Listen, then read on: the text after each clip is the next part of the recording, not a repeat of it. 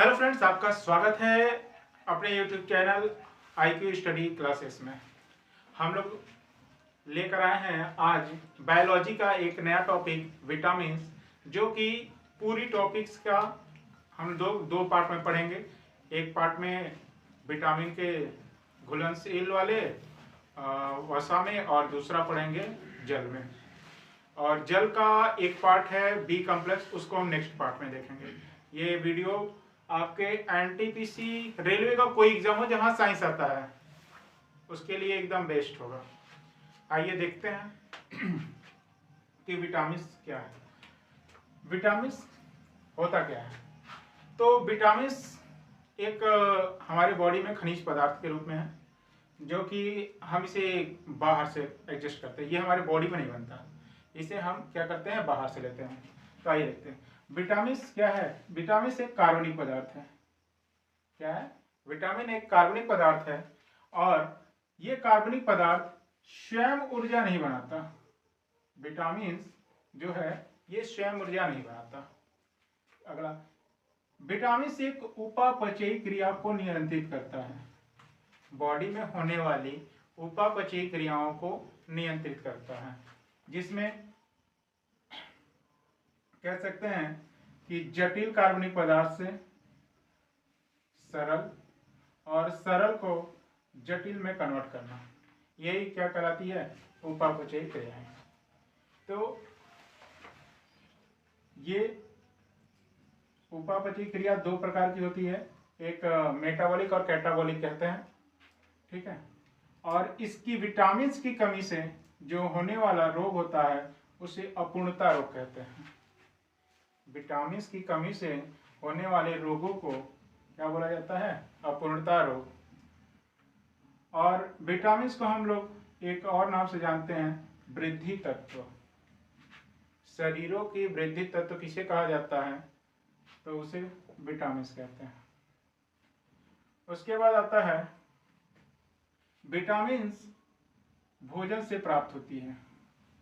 ये हमारे बॉडी में नहीं होती है। अभी हम लोग बात किए थे कि कहाँ से प्राप्त है, विटामिन भोजन से प्राप्त की।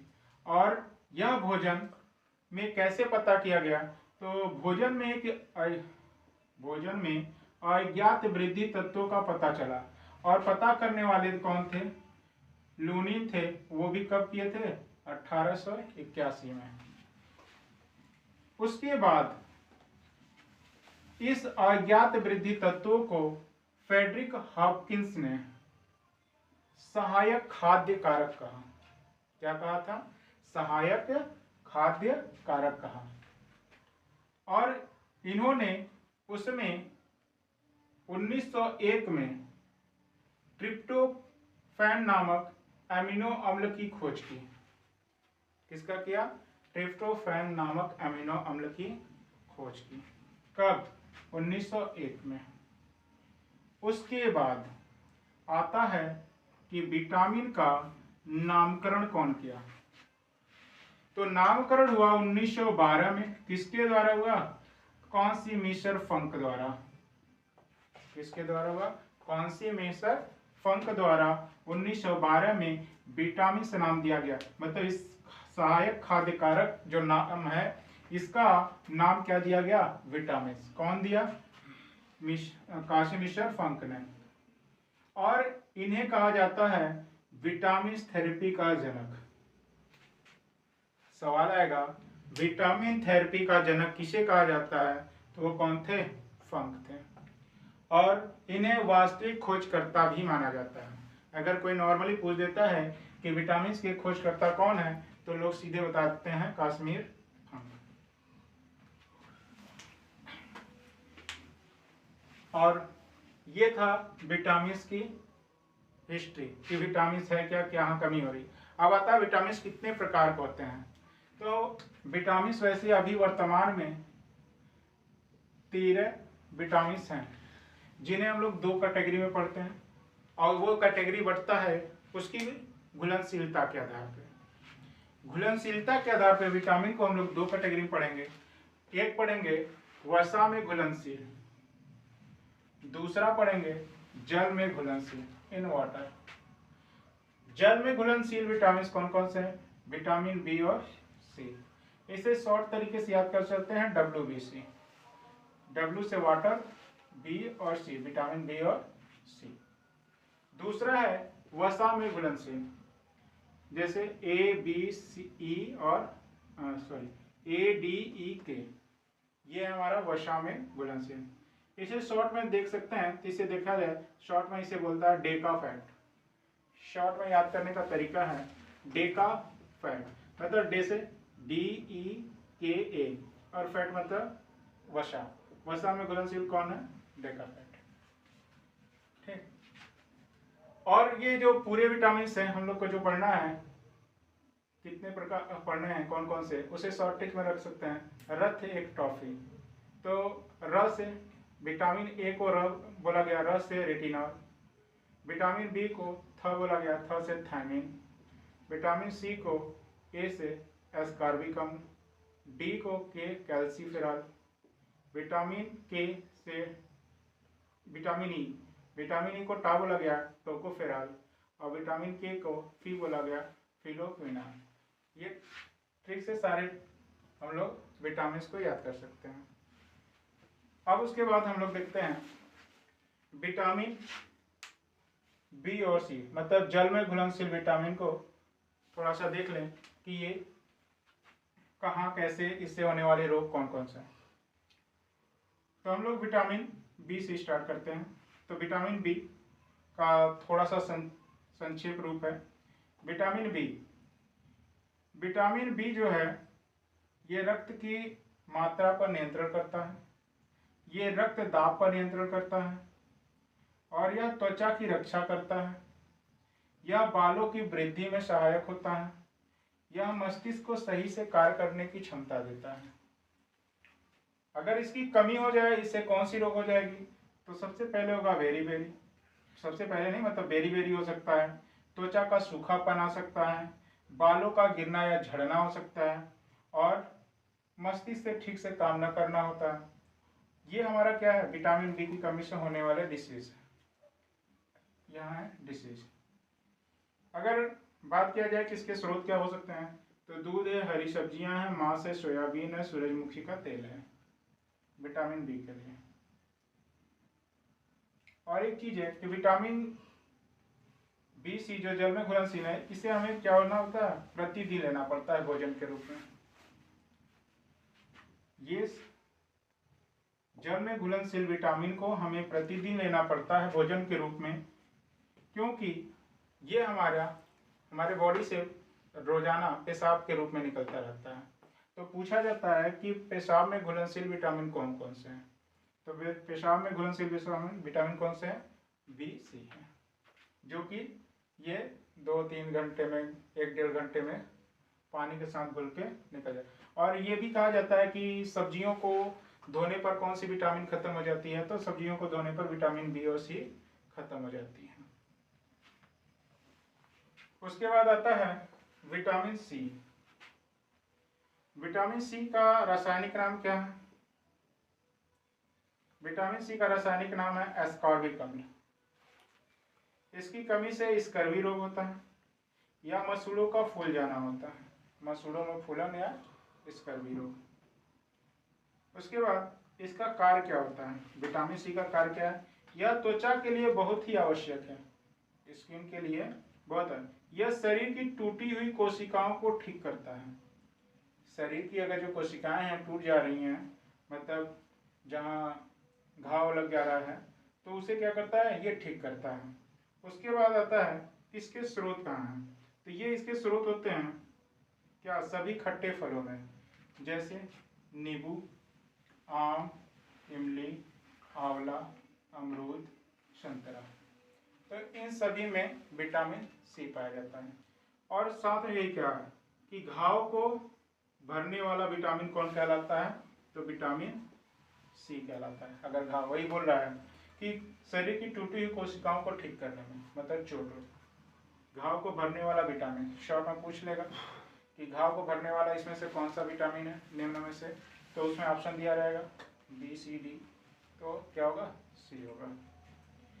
तो हमारा ये विटामिन सी और विटामिन बी ये जल में घुलनशील थे। हमने यहाँ पे विटामिन बी को संक्षेप में पढ़ा है, इसका पूरा विवरण हम लोग नेक्स्ट पार्ट में पढ़ेंगे। तो अब आगे हम लोग देख लेते हैं विटामिन ए, डी, ई और के, मतलब वसा में घुलनशील विटामिन। तो ये देखते हैं विटामिन ए। विटामिन ए क्या है? विटामिन ए का रासायनिक नाम रेटिनॉल है। क्या है? रेटिनॉल है। विटामिन ए का कार्य क्या है? यह हड्डियों एवं मांसपेशियों को मजबूत बनाता है। सवाल आएगा कि किस विटामिन से हड्डियां और मांसपेशियां मजबूत होती हैं? तो विटामिन ए। और वह कौन सा विटामिन है जो कैल्शियम को नियंत्रित करता है? तो कैल्शियम को नियंत्रित करने वाला विटामिन कौन है? Vitamin A. उसके बाद आता है कि इसकी कमी से कौन सा रोग होगा? तो इसकी कमी से रतौंधी होती है, जो सूर्यास्त के बाद दिखना धुंधला दिखाई देना शुरू हो जाता है, बंद नहीं हो जाता, धुंधला दिखाई। अगला है जीरोप्थैल्मिया। जीरोप्थैल्मिया, ये इसमें आंखें शुष्क हो जाती हैं, मतलब आंखों के अंदर की जो लिक्विड पदार्थ है उसकी वजह से क्या होता है? सूखा और उससे दर्द होना शुरू हो जाता है। तो ये दोनों रोग विटामिन ए की कमी से। और इसे दूर कैसे किया जाता है? उसके स्रोत क्या क्या है? तो स्रोत है गाजर। सर्वाधिक मात्रा में पाया जाता है गाजर, इसीलिए लोग कहते हैं कि गाजर खाया करो। साथ में पके हुए फल, तो कौन है? आम है, पपीता है। हरी सब्जियां, मतलब हरी सब्जियों में पत्तीदार सब्जियां, ठीक। पनीर है, दूध है, मछली है, अंडा है। और यह क्वेश्चन आया हुआ है कि सुनहरे चावल में कौन सा विटामिन पाया जाता है? तो सुनहरे चावल में यह पाया जाता है विटामिन ए। इसे जेनेटिकल मॉडिफाई से बनाया गया है, इसीलिए पूछा गया जेनेटिकल विटामिन के रूप में कौन सा चावल होता है? तो सुनहरा चावल होता है, गोल्डन चावल, ठीक। अब आता है अगला vitamin, vitamin D. Vitamin D का रासायनिक नाम क्या है? कैल्सीफेरॉल। यह कार्य क्या करता है? यह हड्डियों के लिए मजबूती प्रदान करता है। यह प्रतिरोधक तंत्र में क्षमता देता है। इसकी कमी से कौन सा रोग होता है? इसकी कमी से रिकेट्स रोग होता है हड्डियों में, ठीक है। हाँ, इसमें दो रोग होते हैं, बच्चों में होता है रिकेट्स और बड़ों में होता है ऑस्टियोमलेशिया, ना ऐसी कुछ करके है, ठीक है। हाँ,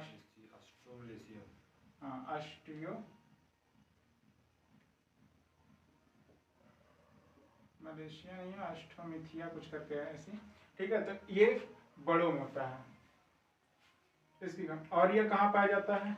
दूध में, हरी सब्जियों में, पनीर में, ठीक है। दूध, पनीर, दूध के जितने आइटम है उसमें पाया जाएगा, हरी सब्जी, ठीक है, मांस, मछली, अंडा, ठीक है, इन चीज़ों में ये पाया जाएगा। ये हमारा क्या था? Vitamin D. उसके बाद आता है विटामिन ई। विटामिन ई का रासायनिक नाम क्या है? टोकोफेरॉल। टोकोफेरॉल विटामिन ई को कहते हैं। ये कार्य क्या करता है? यह हमारे प्रतिरोधक तंत्र का मजबूत बनाता है। हमारे प्रतिरोधक तंत्र को क्या करता है? मजबूत बनाता है। यह हमारे शरीर में झुर्रियों को ही अच्छा करता है, जैसे झुर्रियां ना निकलने देना, विटामिन ई से होता है। त्वचा को चमकदार बनाता है, इसीलिए लोग कहते हैं विटामिन ई की कैप्सूल से भाप लो या उसकी सेवन करो तो झुर्रियां नहीं निकलती हैं। उसके बाद इससे होने वाली रोग क्या क्या है? ये जनन तंत्र को या जनन क्षमता को क्या बनाता है? कमजोर बनाता है। जनन क्षमता को क्या बनाता है? कमजोर बना देता है। और कमजोर में जैसे महिलाओं में जो होगा उसे क्या कहेंगे? बाझपन। और मर्दों में, पुरुषों में नपुंसकता। और छोटी उम्र में बुढ़ापे जैसा लुक होना, बाल पक जाना, ठीक है, बाल पक जाना, शरीर क्या होता है? उम्र दराज दिखना। तो उम्र दराज दिखने के लिए कौन सा विटामिन जिम्मेदार है? Vitamin A. अगर विटामिन ई सही है तो आप 40 साल की उम्र में भी 28 साल, 32 साल, 25 साल के लगेंगे। ठीक है, 25 साल का। आता है कि इसका स्रोत क्या है? तो इसका स्रोत है सोयाबीन, अंकुरित ताजा अनाज, अंडा, दूध। ये सब क्या है? विटामिन ई के स्रोत हैं। विटामिन ई को सौंदर्य विटामिन कहा जाता है। क्या कहा जाता है? सौंदर्य विटामिन कहा जाता है। ये था वसा में घुलनशील विटामिन ई। अब अगला देखते हैं लास्ट, विटामिन के। विटामिन के को क्या बोला जाता है? फिलोक्विनोन। ठीक है, फिलोक्विनोन कहा जाता है। ये कार्य क्या करता है? ये हड्डियों और ऊतकों के लिए प्रोटीन बनाता है, बनाने में सहायता करता है। क्या चीज? हड्डियों और ऊतकों के लिए प्रोटीन बनाने में सहायता करता है। कौन? विटामिन के। बनाएगा नहीं, सहायता करेगा। इससे कौन सा रोग उत्पन्न होगा? इससे रक्त का थक्का न बनना। अगर जैसे बॉडी में हमारा ब्लड रुक नहीं रहा है, बहते ही चला जा रहा है, कट गया, तो वो कौन सी रोग विटामिन की कमी से होगा? आपके विटामिन के कमी। अगर विटामिन के है तो अगर हमें चोट लगता है तो हमारा ब्लड क्या हो जाएगा? रुक जाएगा। इसके स्रोत क्या क्या है? टमाटर है, हरीदार पत्ती वाली सब्जियां हैं। ये सभी क्या है? विटामिन ई के स्रोत है, मतलब के स्रोत है। ये के स्रोत है। तो ये हमारा पूरा विटामिन कंप्लीट हुआ, जिसमें वसा का था, और हमने एक पार्ट जल का घुलनशील विटामिन सी लिया, और बी के बारे में थोड़ी संक्षेप में बात की है, और विटामिन बी के बारे में हम लोग क्या करेंगे? अगले भाग में पढ़ेंगे। ठीक है, तो अगर आपको वीडियो पसंद आए तो आप इसे जरूर लाइक कीजिए। अगर आप चैनल पर पहली बार हैं तो चैनल को सब्सक्राइब करें। Thank you.